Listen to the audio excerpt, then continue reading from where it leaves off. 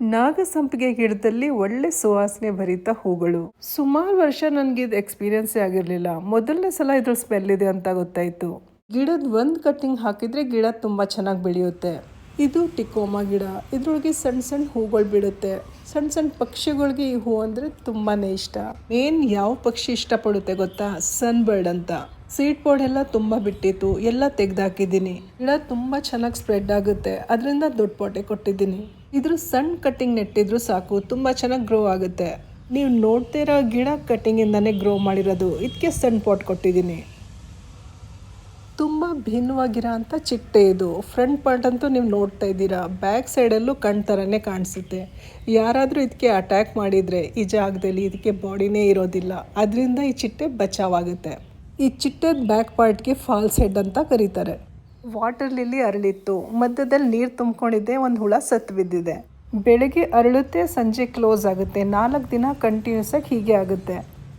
Golden trumpet ನೋಡ್ತಾ ಇದ್ದೀರಲ್ಲ, continuous ಆಗಿ ಫ್ಲವರಿಂಗ್ ಆಗ್ತಾ ಇದೆ. ಸುಮಾರು ಮೊಗ್ಗಳು ನೀವು ನೋಡ್ಬೋದು.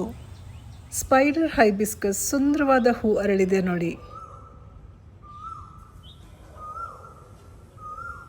ಬೆಳಗ್ಗೆನೇ ತಾರಸಿ ತೋಟದಲ್ಲಿ ಒಂದಷ್ಟು ಕೆಲಸಗಳು ಮಾಡಿದೆ. ಗಿಡಗಳು ಕಟ್ ಮಾಡೋದು, ವೀಡ್ಸ್ ಎಲ್ಲ ತೆಗೆಯೋದು. ಬಳ್ಳಿಗಳೆಲ್ಲ ತುಂಬ ಬೆಳೆದಿದ್ದೋ, ಅದನ್ನು ಕಟ್ ಮಾಡಿದ್ದೀನಿ ನೋಡಿ. ಫುಲ್ಲು ಒಂದು ರಾಶಿ ಇದೆ. ಸುಮಾರು ಗಿಡಗಳು ರೀಪಾಟ್ ಮಾಡಿದ್ದೀನಿ. ಡೈರೆಕ್ಟ್ ಬಿಸಿಲು ಬೀಳ್ದಿರೋ ಜಾಗದಲ್ಲಿ ಇದನ್ನು ಸೇಫಾಗಿ ಇಟ್ಟಿದ್ದೀನಿ. ಎಗ್ಲೋನಿಮದ ಕಟ್ಟಿಂಗ್ ಸ್ವಲ್ಪ ತಿಂಗಳಿಂದ ನೆಟ್ಟಿದೆ, ತುಂಬ ಚೆನ್ನಾಗಿ ರೂಟ್ಸ್ ಎಲ್ಲ ಬೆಳೀತು, ಅದನ್ನು ರೀಪಾಟ್ ಮಾಡಿದ್ದೀನಿ.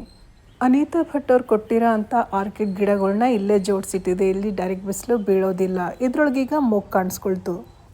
ಲಾಲ್ಬಾಗ್ ಪ್ಲಾಂಟ್ ನರ್ಸರಿಲಿ ವರ್ಮಿ ಕಂಪೋಸ್ಟ್ ತುಂಬ ಕಮ್ಮಿ ಬೆಲೆ ಸಿಗ್ತಾಯಿತ್ತು, ಪರ್ಚೇಸ್ ಮಾಡಿದೆ. 5 kgಗೆ ಬರೀ 150 ರೂಪಾಯಿ. ಇದ್ರೊಳಗೆ ನೋಡಿದರೆ ಕೋಕೋಪೀಟ್ ಮಿಕ್ಸ್ ಮಾಡಿಟ್ಟಿದ್ದಾರೆ. ನನಗೆ ನರ್ಸರಿ ಮೇಲೆ ತುಂಬ ನಂಬಿಕೆ ಇತ್ತು, ನಂಬಿಕೆ ದ್ರೋಹ ಆಗಿದೆ. ಹುಳಿ ಆಗಿದ್ದರೆ ಗೊತ್ತಾಗ್ತಿರ್ಲಿಲ್ಲ, ಸ್ವಲ್ಪ ಉಂಡೆ ಥರ ಇತ್ತಲ್ಲ, ಈ ಥರ ಪ್ರೆಸ್ ಮಾಡಿದಾಗ ಒಳಗಡೆ ಕಲರ್ ನೋಡಿ ಗೊತ್ತಾಯಿತು.